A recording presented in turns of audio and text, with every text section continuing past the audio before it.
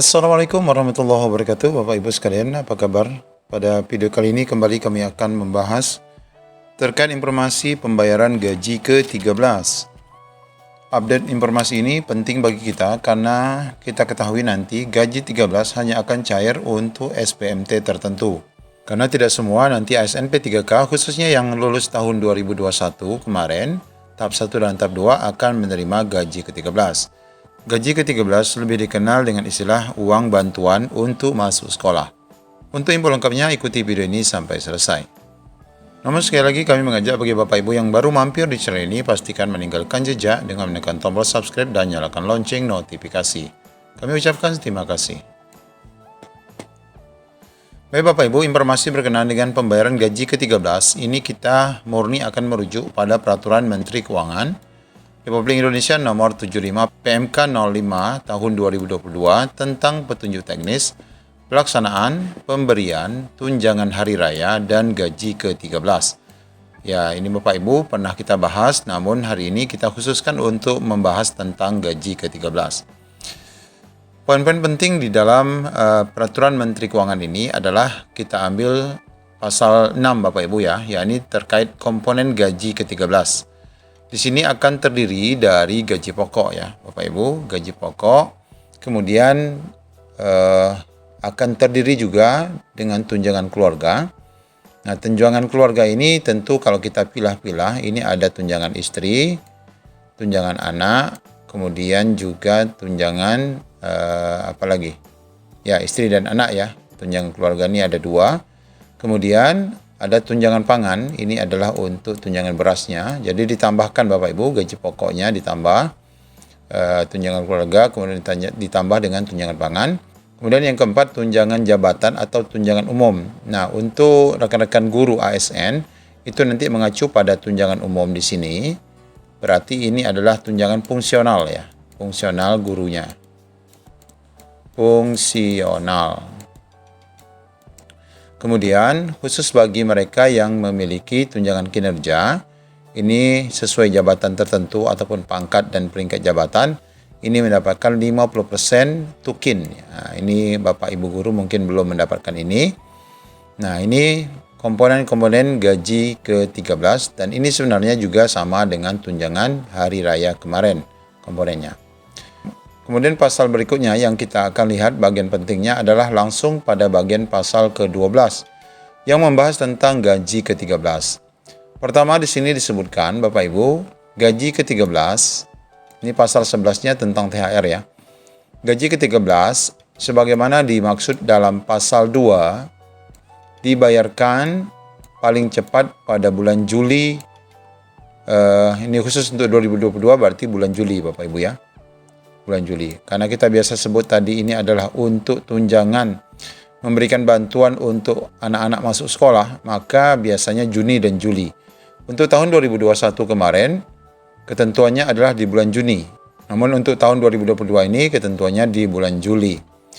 Kemudian ayat keduanya menyebutkan dalam hal gaji ke-13 sebagaimana dimaksud pada ayat 1 belum dapat dibayarkan, maka gaji ke-13 ini dapat dibayarkan setelah bulan Juli. Ini dalam kasus tertentu, apabila pada bulan Juli nanti belum dapat dibayarkan, maka dapat, dia tidak hangus ya Bapak Ibu, dapat tetap dibayarkan setelah lewat bulan Juli. Ini kasusnya sama dengan THR. THR kemarin di sini disebutkan paling cepat dibayarkan itu bulan April ya, bulan 4. Kemudian ayat 2 pada pasal ke-11 ya tentang THR itu, jika belum dapat dibayarkan THR-nya pada bulan April, maka dapat dibayarkan setelah bulan April. Ini sama, konsepnya sama, hanya beda pada pasal pembahasan.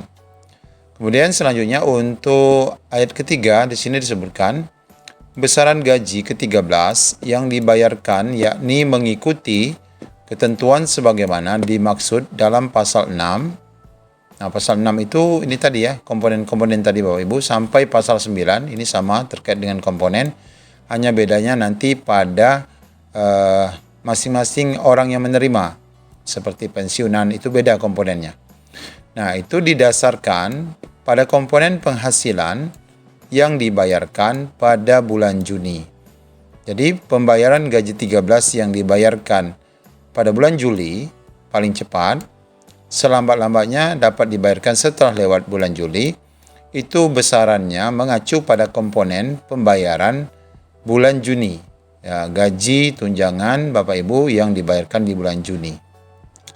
Nah, ini menunjukkan bahwa Bapak Ibu, SPMT yang dapat menerima gaji 13 nanti adalah jelas ini adalah di bulan Juni Bapak Ibu.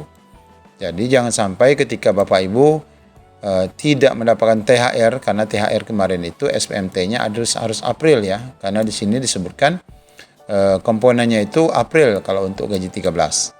Nah, itu THR mengacu pada SPMT April, dan ini pun harus 1 April Bapak Ibu ya. 1 April SPMT-nya. Namun untuk gaji 13 SPMT-nya nanti adalah ditetapkan Juni, dalam arti kata ini nanti 1 Juni. Ya, kita terus berharap rekan-rekan semua yang sampai saat ini belum menerima penyerahan SK, ya kita berharap Bapak Ibu segera menerima sebelum memasuki bulan Juni ya. Kalau seandainya nanti sampai bulan Juni Bapak Ibu tetap tidak bisa menerima SK ataupun SPMT-nya tidak di bulan Juni ataupun tanggal 1 Juni, maka besar kemungkinan Bapak Ibu tidak akan mendapatkannya. Dan kita lagi-lagi curiga bahwa Pemda akan bakal mengelak Bapak Ibu pembayaran gaji 13 ini dengan cara pemberian SK akan nanti diberi pada bulan Juli Bapak Ibu ya. Nah, ini yang pernah diberitakan di CPNN bahwa rekan-rekan guru nanti akan dibayar di bulan Juli SK-nya. Itu dalam arti kata berarti Pemda kembali mengelak pembayaran gaji 13. Nah, lalu besaran gaji 13 yang bakal Bapak Ibu terima karena tadi adalah sama dengan THR, kemudian dia adalah 1 bulan gaji, maka komponennya pertama adalah gaji pokok sesuai dengan golongan Bapak Ibu. Kemudian ditambah dengan tunjangan, seperti biasa ini tunjangan istri yang 10%, tunjangan anak yang 2%, kemudian ini ada tunjangan beras, berarti bertiga orang ya, ini berarti 210, karena beras yang dihitung itu angka ataupun harga 7 ribuan, berarti 70 ribu untuk 1 orang, maka kali 3 jadi 210, dan total berasnya akan 30 kilo. Nah, ditambah dengan fungsional guru tunjangan umumnya, berarti totalnya untuk tunjangan berjumlah 892.000, maka total gaji 13 Bapak Ibu nanti yang akan dibayar di bulan Juli itu adalah sebesar Rp3.859.480.